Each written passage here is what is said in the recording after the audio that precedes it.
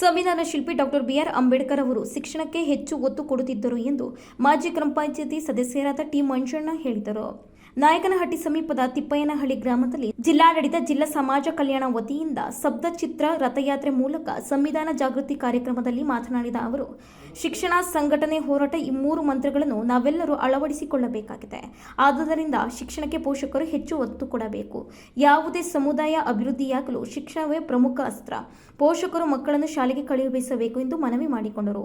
ಜಗತ್ತಿನಲ್ಲಿ ಶಿಕ್ಷಣಕ್ಕೆ ತುಂಬಾ ಮಹತ್ವವಿದೆ. ಮಕ್ಕಳು ಸಮಾಜದಲ್ಲಿ ಮುಖ್ಯವಾಹಿನಿಗೆ ಬರಬೇಕಾದರೆ ಶಿಕ್ಷಣ ಕಳುಹಿಸುವ ಅತ್ಯವಶ್ಯಕವಾಗಿದೆ. ಡಾಕ್ಟರ್ ಬಿಆರ್ ಅಂಬೇಡ್ಕರ್ ವಿಶ್ವಕ್ಕೆ ಮಹಾನಾಯಕ. ಅವರು ಬರೆದ ಸಂವಿಧಾನ ಇಡೀ ಪ್ರಪಂಚವನ್ನೇ ಕೊಂಡಾಡುತ್ತಿವೆ ಎಂದು ಹೇಳಿದರು.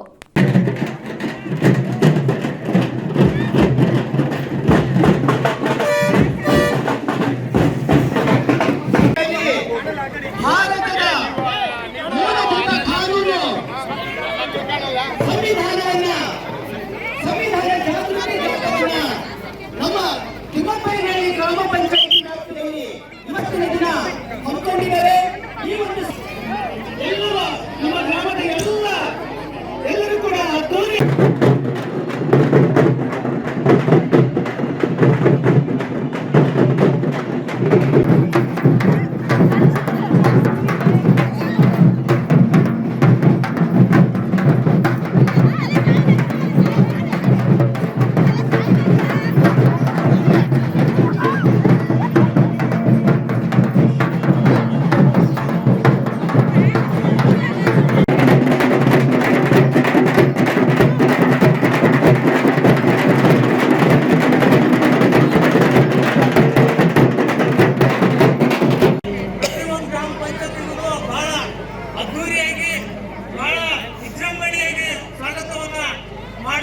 ತಮ್ಮೆಲ್ಲರಿಗೂ ಈ ಕಾರ್ಯಕ್ರಮದಲ್ಲಿ ಭಾಗವಹಿಸಿದಂತ ತಮ್ಮೆಲ್ಲರಿಗೂ ನನ್ನ ಧನ್ಯವಾದಗಳು. ನಾವೇನು ಇಷ್ಟೊತ್ತು ತಪ್ಪಡಿ ಬಡ್ದು ಕುಣಿದು ಕುಂಬುಗಳು ಅವೆಲ್ಲ ಒತ್ಕೊಂಡು ಬಂದಿವಲ್ಲ, ಇವೆಲ್ಲವೂ ಕೂಡ ನಮ್ಮ ಕಲ್ಚರ್ ಅಷ್ಟೇ. ಆದ್ರೆ ನಮ್ಮ ಬಾಬಾ ಸಾಹೇಬ್ರ ಸಿದ್ಧಾಂತನೇ ಬೇರೆ. ಇವು ನಮ್ಮ ಕಲ್ಚರ್ಗಳು. ಈ ಉದ್ದ ಕಡ್ಡಿ ಬೆಳೆದೋದು, ಕಾಯಿ ಹೊಡೆಯೋದು, ಈ ಪೂಜೆ ಮಾಡೋದು, ಇವೆಲ್ಲವೂ ಕೂಡ ನಮ್ಮ ಹಿಂದೂ ಸಂಸ್ಕೃತಿ ಇರುವಂತ ಒಂದು ಸಾಮಾಜಿಕ ಕಳಕಳಿ ಇರುವಂತ ಒಂದು ಸಂಸ್ಕೃತಿ ಅಷ್ಟೇ. ಆದ್ರೆ ಬಾಬಾ ಸಾಹೇಬ್ ಅಂಬೇಡ್ಕರ್ ಅವರ ಸಿದ್ಧಾಂತಗಳೇ ಬೇರೆ.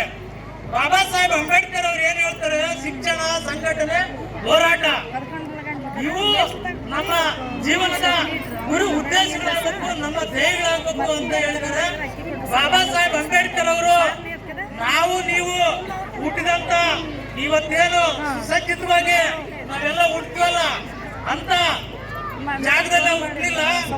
ಬಾಬಾ ಸಾಹೇಬ್ ಅಂಬೇಡ್ಕರ್ ಅವರು ಏಪ್ರಿಲ್ 14, 1891 ಮಧ್ಯಪ್ರದೇಶದ ಮೋಹ ಅನ್ನೋ ಜಿಲ್ಲೆ ಇಂದೋರ್ ಅನ್ನ ಕಂಟೋನ್ಮೆಂಟ್ ರೈಲ್ವೆ ಸ್ಟೇಷನ್ ಹತ್ರ ಏನು ಆಗಿನ ಕಾಲದಲ್ಲಿ ಮಿಲಿಟರಿ, ಇವತ್ತೇನು ಮಿಲಿಟರಿ ಅಂತೀವಿ, ಅವತ್ತು ಆ ಮಿಲಿಟರಿ ಕ್ಯಾಂಪಸ್ ನಲ್ಲಿ ಅವತ್ತು ಈ ದೇಶಕ್ಕೆ, ಈ ಭಾರತ ದೇಶಕ್ಕೆ ಒಂದು ಭವ್ಯವಾದ ಸೂರ್ಯ ಪ್ರಜ್ವಲಿಸಿ ಅವತ್ತು ಹುಡ್ತಾರೆ. ಆ ಪ್ರಜ್ವಲಿಸಿದಂತ ಸೂರ್ಯ ಹುಡ್ದೆ ಹೋಗಿದ್ರೆ ನಾವೆಲ್ಲರೂ ಕೂಡ ಈ ರೀತಿ ಬದುಕಲಿಕ್ಕೆ ಇಂಥ ವಾತಾವರಣ ಭವಿಷ್ಯ ಇರಲಿಲ್ಲ ಅಂತ ನನ್ನ ಅನಿಸಿಕೆ.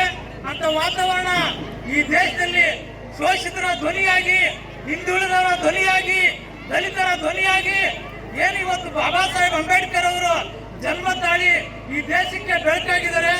ಹಾಗಾಗಿ ನಾವು ಶಿಕ್ಷಣ, ನಮ್ಮ ಮಕ್ಕಳಿಗೆ ಶಿಕ್ಷಣ ಫಸ್ಟ್, ಶಿಕ್ಷಣ ಕಲಿಸ್ಬೇಕು. ಶಿಕ್ಷಣದಿಂದ ಅವರು ಏನ್ ಹಗಲು ರಾತ್ರಿ ಅವತ್ತು ನಮ್ಗೆಲ್ಲ ಇವತ್ತೆಲ್ಲ ಕರೆಂಟ್ ಅದಾವೆ, ಅವತ್ತು ಬೀದಿ ದೀಪ